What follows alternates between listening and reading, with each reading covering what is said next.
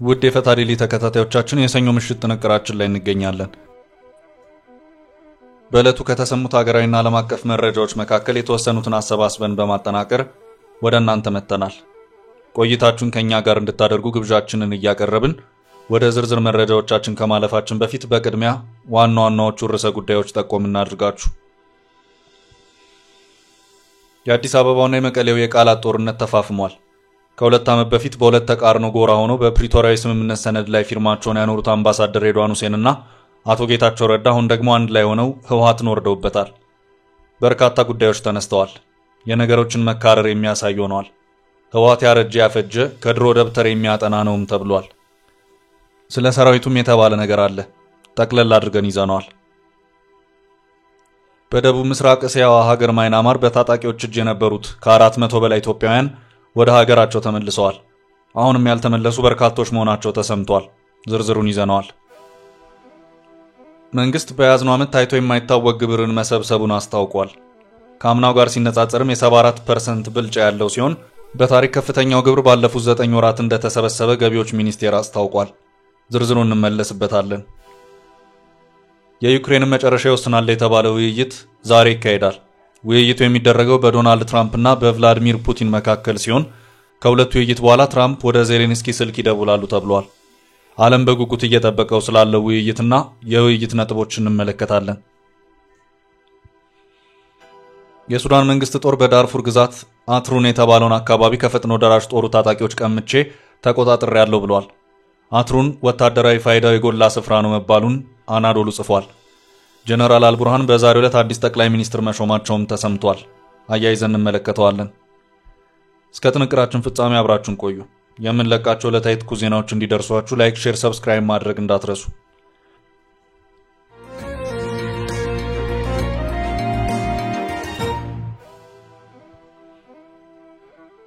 ሰራዊቱን ይዞ መቀጠል አይቻልም።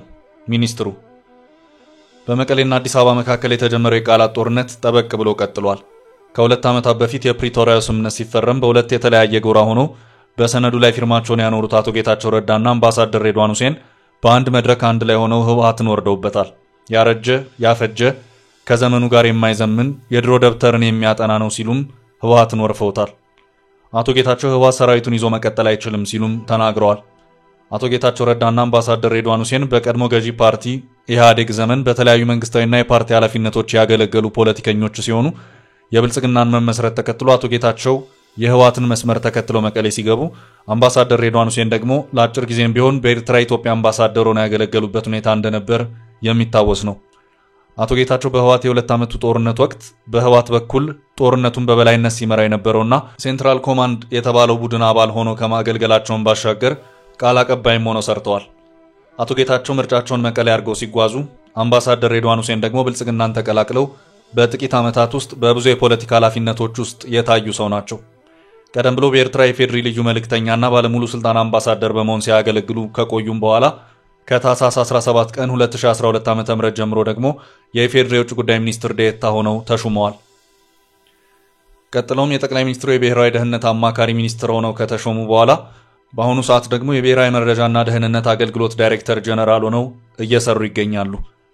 አቶ ጌታቸው የፕሪቶሪያውን ስምምነት ተከትሎ የትግራይ ጊዜያዊ አስተዳደር ፕሬዝዳንት ሆነው ለሁለት ዓመታት ያህል ሲያገለግሉ በአሁኑ ሰዓት ደግሞ የጠቅላይ ሚኒስትሩ የምስራቅ አፍሪካ ጉዳዮች አማካሪነት ኃላፊነትን ወስደዋል። አምባሳደር ሬድዋን ሁሴንና አቶ ጌታቸው ረዳን በተመለከተ ለየት የሚያደርገው ነገር ቢኖር ከትግራይ የሁለት ዓመታቱ ፍልሚያ በኋላ የፌዴራል መንግስትና ህወሓት ሰላም ለማውረድ ፕሪቶሪያ ላይ ሲፈራረሙ መንግስትና ህወሓትን በመወከል በተለያዩ አቅጣጫ ፊርማቸውን ያኖሩ የስምምነቱ ተወካዮች መሆናቸው ነው። ሁለቱ ሰዎች አሁን ደግሞ በጠቅላይ ሚኒስትር አብይ አህመድ ከፍተኛ አመራርነት ይገኛሉ። ከዚህ ባለፈም በዛሬው ዕለት ደግሞ አንድ ላይ ሆነው ህወሓትን እያብጠለጠሉ ሲሞግቱም ታይተዋል። ይሄው የሁለቱን የመንግስት ኃላፊዎች ቃለ ምልልስ የያዘው ፕሮግራም በሰፊው እየተዋወቀ ሲሆን ከቅንጭብጭቦቹ መረዳት የተቻለው በርካታ ጉዳዮች የተዳሰሱበት መሆኑን ነው። ሁለቱ የመንግስት ኃላፊዎች በዚሁ አንድ ላይ ሆነው በሰጡት ቃለ ምልልስ የፕሪቶሪያውን ስምምነት ስለ ህወሓት ዕውቅና እና መሰረዝ ህወሓት የትግራይ ሰራዊት እያለ ስለሚጠራቸው የቀድሞዎቹ ተዋጊዎች ስለ ህወሓት ለውጥ አልባነትና ተፈናቃዮች ጭምር አንስተው በሰፊው ዳሰዋል። አምባሳደር ሬድዋን ሁሴን በዚሁ ቃለ ምልልሳቸው የትግራይ ተፈናቃዮች ቅድመ ጦርነት ወደ ነበሩባቸው አካባቢዎች ካለመመለሳቸው ጀርባ ተጠያቂው ህወሓት ነው ሲሉ ክሳቸውን አሰምተዋል። ዛሬም ድረስ አነጋጋሪ ሆኖ በቀጠለውና የትግራይ ሰራዊት በሚል በሚጠሩት የህወሓት የቀድሞቹ ተዋጊዎች ዙሪያም አቶ ጌታቸው ረዳ አስተያየታቸውን ሰጥተዋል። ፓርቲ ሰራዊት የለውም፣ የህወሓት ሰራዊት ስለተባለ የህወሓትን ሰራዊት ይዤ እቀጥላለሁ የሚለው ሊሆን አይችልም ሲሉም ነው አቶ ጌታቸው የተናገሩት። የፕሪቶሪያው ስምምነት ህወሓት ቲዲኤፍ ወይም የትግራይ መከላከያ ሰራዊት በማለት ሲጠራው የነበረውን ተዋጊ ኃይል የምን የትግራይ ሰራዊት በኢትዮጵያ ያለው አንድ ሰራዊት ብቻ ነው በሚል እነዚሁ ታጣቂዎች የህወሓት ተዋጊዎች ወይም ቲፒኤልኤፍ ኮምባታንትስ በሚል በስምምነቱ ላይ እንዲቀመጡ ተደርጓል። የጠቅላይ ሚኒስትሩ የምስራቅ አፍሪካ ጉዳዮች አማካሪ አቶ ጌታቸው በዚሁ ቃለ ምልልሳቸው ፓርቲ ሰራዊት የለውም፣ የህወሓት ሰራዊት ስለተባለ የህወሓትን ሰራዊት ይዤ እቀጥላለሁ የሚለው ሊሆን አይችልም ሲሉም ተደምጠዋል። ፓርቲ ሰራዊት የለውም፣ በቃ የህወሓት ሰራዊት ስለተባለ የህወሓት ሰራዊት ይዤ እቀጥላለሁ ሊሆን አይችልም። የተፈናቃዮችን ወደ ቀያቸው መመለስ አለመቻልን በተመለከተ አምባሳደር ሬድዋን ሁሴን ህወሓት ላይ ክሳቸውን አሰምተዋል። በእያንዳንዱ እርምጃ እንቅፋት ከፈጠርክ በኋላ ባለመሳካቱ ክስን ታሰማለህ፣ አብሮ እየዶለ ተብሎ በመጨረሻ መሬታችን ተይዟል በሚል ሚዲያ ሲያገኝ ይከሳል። ተፈናቃይን መልስ ሲባል ተፈናቃይን በወታደር ይዤ ነው የምገባው በማለት ሆን ብሎ ያደናቀፈው ሰው ተፈናቃዮቻችን እየተሰቃዩ ነው ይልሃል ሲሉም ነው የተናገሩት። ከህወሓት የፓርቲ ዕውቅናና መሰረዝ ጋር በተያያዘ ማብራሪያቸውን የሰጡት አምባሳደር ሬድዋን ሁሴን በሰጡት ማብራሪያም መጥቶ ተነጋግሮ ፈርሞ ጥሩ ነው ብሎ አመስግኖ ከሄደ በኋላ ልክ እንደ ተካደ ሰውና ጉዳዩን እንደማያውቀው ሰው በመሆን እንደ አዲስ ሆነ የመከራከሩ ጉዳይ አንዱ ፈተናን የሚያበዛ ጉዳይ ሆኗል ሲሉም ተናግረዋል። የዕውቅናውን ሰርተፍኬት ከመቀሌ አዲስ አበባ ጉዞ አድርገው የወሰዱት ዶክተር ደብረጽዮን በመሆናቸው አምባሳደር ሬድዋን ስለ ዶክተር ደብረጽዮን እየተናገሩ ሆኖም ታይቷል። ዶክተር ደብረጽዮን ከዚህ ቀደም በነበረው አንድ ቃለ መጠይቃቸው እነጌታቸውን የተኩስ አቁም ብቻ እንዲፈርሙ ብንልካቸው መንግስታችንን አፍርሰው ተመለሱ በማለት ክሳቸውን ያሰሙ መሆኑ የሚታወስ ነው። አቶ ጌታቸው ይህንኑ ጉዳይ አንስቶ አስታውሰዋል። ድንገት የተረጋጋ ሁኔታ ከተፈጠረ በተለየ መልኩ ጎዳለሁ ብሎ የሚያስብና ከግርግር ብቻ የሚያተርፍ ኃይል አለ ያሉት አቶ ጌታቸው እኛ ያላመንበት የሆነ ነገር ተደረገ፣ መንግስት አስረክበው መጡ የሚሉት ወሬ አለ ካሉ በኋላ የምን መንግስት ሲሉም የስላቅ ጥያቄን ጠይቀዋል።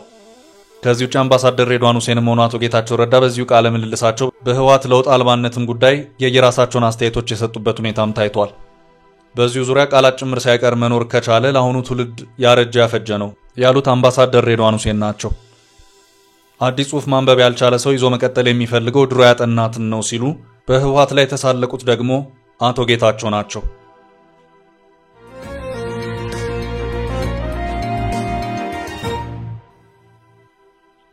በቀጣይ ርዕሳችን የውጭ ዜጎችን የሚመለከተው አዋጅ ለፓርላማ ሊቀርብ ነው። የውጭ ዜጎች በኢትዮጵያ መሬትን በሊዝ በባለቤትነት መያዝ የሚያስችላቸው የአዋጅ ረቂቅ በነገው ዕለት ለህዝብ ተወካዮች ምክር ቤት ሊቀርብ መሆኑ ታወቀ።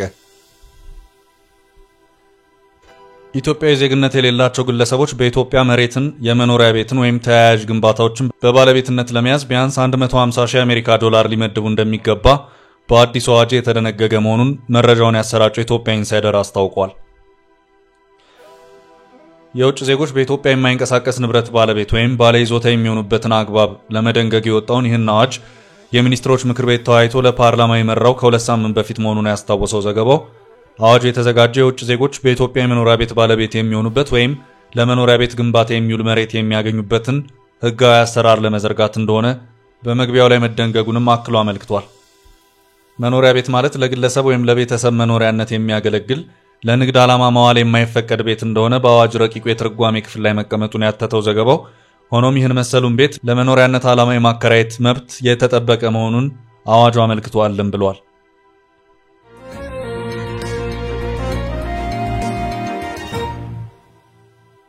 በቀጣይ ርዕስ የታገቱት ኢትዮጵያውያን ተለቀቁ። በደቡብ ምስራቅ እስያዋ ሀገር ማይናማር በታጣቂዎች እጅ የነበሩ ከ400 በላይ ኢትዮጵያውያን ወደ ሀገራቸው ተመልሰዋል። አሁንም ያልተመለሱ በርካቶች መሆናቸው ተሰምቷል።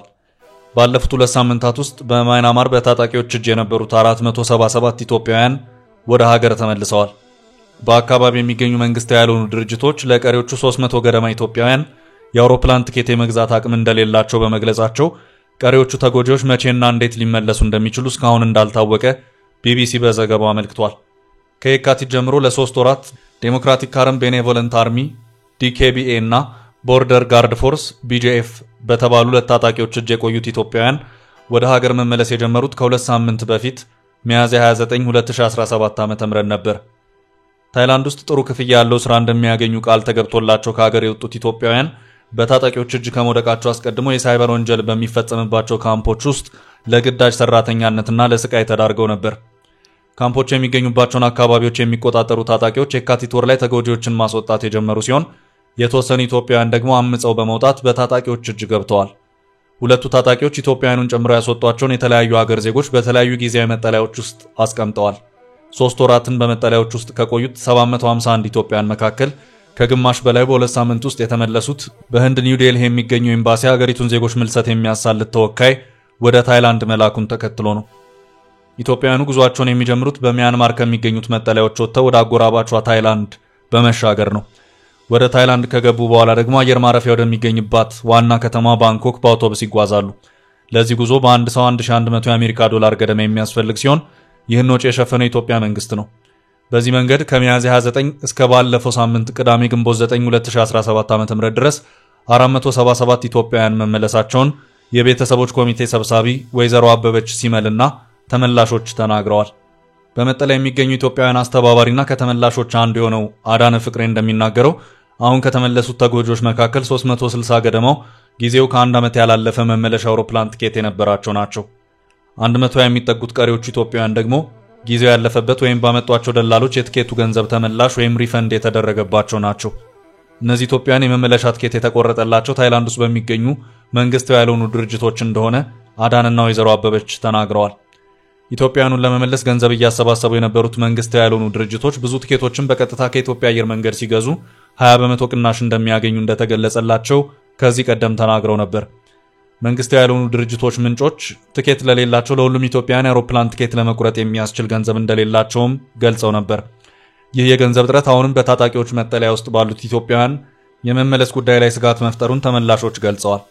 የወላጆች ኮሚቴ ተወካዮች ከውጭ ጉዳይ ሚኒስቴር አመራሮች ጋር በነበራቸው ውይይት ኤንጂኦ አልሸፍንም የሚል ከሆነ ለመንግስታችን አቅርበን እናደርጋለን እንጂ ማናቸውም መጠለያ ካምፕ ውስጥ አይቀሩም የሚል ምላሽ እንዳገኙም ገልጸዋል። ከዚህ ምላሽ ውጭ ቀሪዎቹ ኢትዮጵያውያን እንዴትና መቼ እንደሚመለሱ እስካሁን አለመታወቁንም አክለዋል።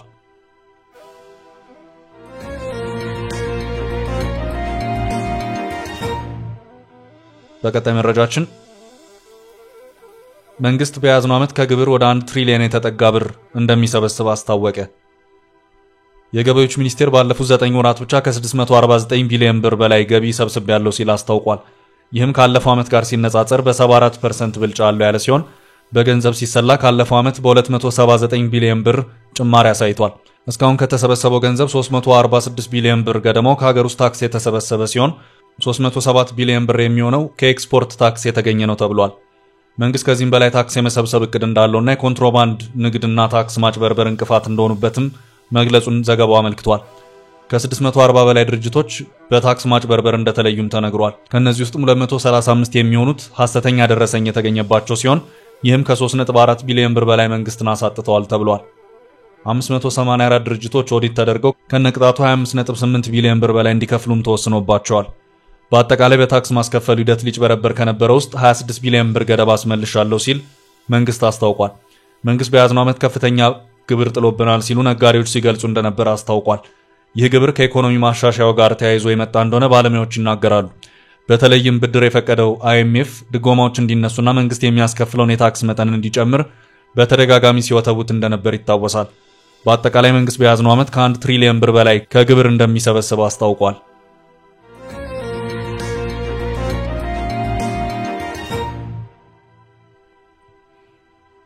ወደ ቀጣይ ርዕስ አለፍን። ፑቲንና ትራምፕ ዛሬ በስልክ ሊገናኙ ነው። የአሜሪካና ሩሲያ ፕሬዝዳንቶች ዛሬ በስልክ እንደሚወያዩ ተነግሯል። ፑቲን ከዩክሬን ጋር ለድርድር ኢስታንቡል ይገኛሉ ሲባሉ ሳይገኙ መቅረታቸው ይታወሳል። በመካከለኛው ምስራቅ ጉብኝት ሲያደርጉ የነበሩት ትራምፕ ፑቲን ወደ ቱርክ ሳይመጡ በመቅረታቸው ተበሳጩ የሚል ጥያቄ ቀርቦላቸው ትራምፕ አስገራሚ መልስ መስጠታቸውም ይታወቃል። ፑቲን ቱርክ ሲጠበቁ በመቅረታቸው ይበሳጫሉ ተብሎ ታስበው የነበሩት ዶናልድ ትራምፕ እኔ ከሌለው ፑቲን ቱርክ ምን ይሰራል ሲሉ ድጋፋቸውን ሰጥተው ነበር። ዛሬ ሁለቱ መሪዎች በስልክ ውይይት ያደርጋሉ ተብሏል። ውይይቱ በዋነኝነት በዩክሬን ጉዳይ ላይ ይሆናል የተባለ ሲሆን ይህ የስልክ ልውውጥ የዩክሬንን የመጨረሻ ዕጣ ፈንታ ይወስናል ተብሏል። ዶናልድ ትራምፕ በዩክሬን ያለውን ጦርነት ለማስቆም ዛሬ ከፑቲን ጋር እንደሚወያዩ በትላንትናው ዕለት ተናግረው ነበር። ትራምፕ ይህን ውይይት የምናደርገው የሚፈሰውን ደም ለማስቆም ነው ብለዋል። የአሜሪካው ፕሬዝዳንት በትሩዝ ማህበራዊ ሚዲያ ገጻቸው ላይ በለጠፉት ጽሑፍ ከፑቲን ጋር ከተነጋገሩ በኋላ የዩክሬኑን ፕሬዝዳንት ቮሎዲሚር ዜሌንስኪንና አንዳንድ የኔቶ ሀገራት መሪዎችን እንደሚያነጋግሩ አስታውቀው ነበር። ከፑቲን ጋር ከተወያዩ በኋላ በቀጣይ ቀናት ከዩክሬኑ ፕሬዝዳንት ዜሌንስኪ ጋር ሊወያዩ ይችላሉም ተብሎ ይጠበቃል። ሩሲያና ዩክሬን ከ3 ዓመታት በኋላ የመጀመሪያውን የፊት ለፊት ንግግራቸውን አርብ ዕለት በኢስታንቡል አካሄደው ያለ ውጤት መበተኑ ይታወቃል። ትራምፕ ጦርነቱን ለማስቆም እድል ሊኖር የሚችለው እሳቸውና ፑቲን ፊት ለፊት ሲነጋገሩ ብቻ ነው ብለዋል። የክሬምሊን ቃል አቀባይ ዲሚትሪ ፔስኮቭ በዛሬው ዕለት በፑቲንና በትራምፕ መካከል ለሚደረገው የስልክ ንግግር ዝግጅት መደረጉን ለሩሲያ የዜና ወኪሎች አረጋግጠዋል። ሁለቱ መሪዎች ከዚህ ቀደም በጉዳዩ ላይ በስልክ ተነጋግረዋል።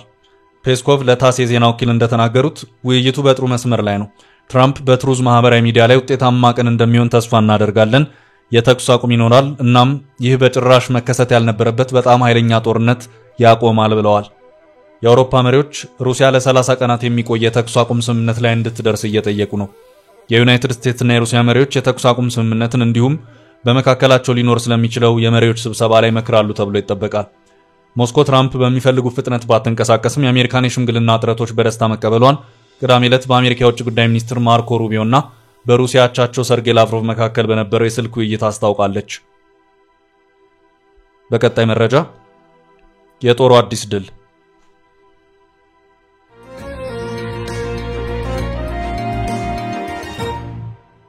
የሱዳን መንግስት ጦር በዳርፉር ግዛት አትሩን የተባለውን አካባቢ ከፈጥኖ ደራሽ ጦሩ ታጣቂዎች ቀምቼ ተቆጣጥሬያለሁ ብለዋል።